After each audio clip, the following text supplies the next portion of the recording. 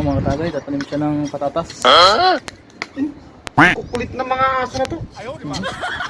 Kulit daw yung mga alaga niya, mga tagay. Yan siya, tatanim. Tatanim ng patatas.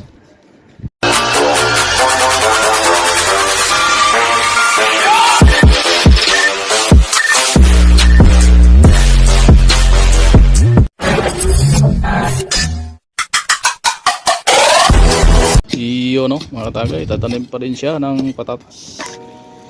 Tatlong ano yung tinaniman niya dito, tatlong ano, tama-tama yan.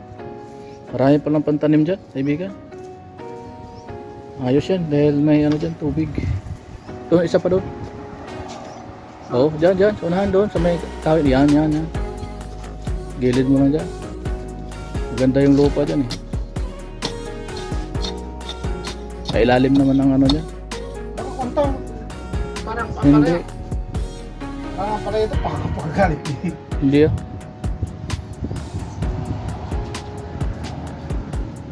Mga galit yan. Patatas yan eh. May tanim na doon. Okay na yan, huwag na. Tama na yan. Doon ka na sa kabila.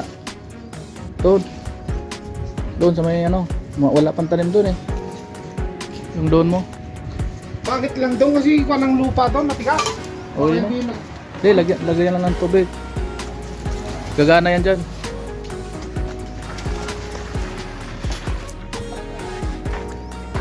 Videohan natin mga tagay. Videohan.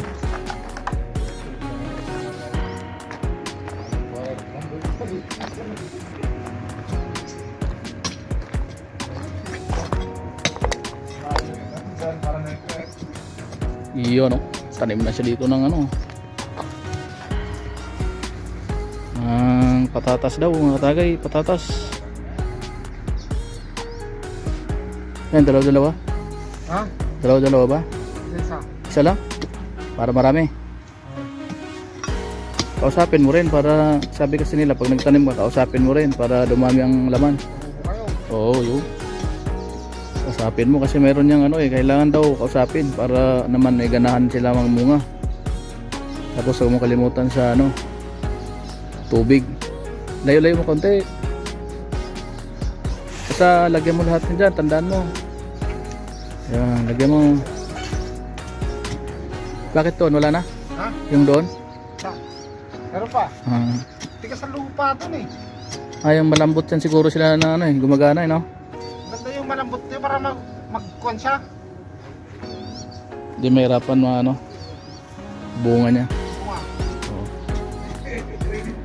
So mga katagay, no? Hello? So mamaya, lagyan mo ng tubig. Hey, ayun na. Wait. Ilagay mo muna yan. Mamaya na. Alis ata sila eh. Kausapin mo. Yan sila mga tagay.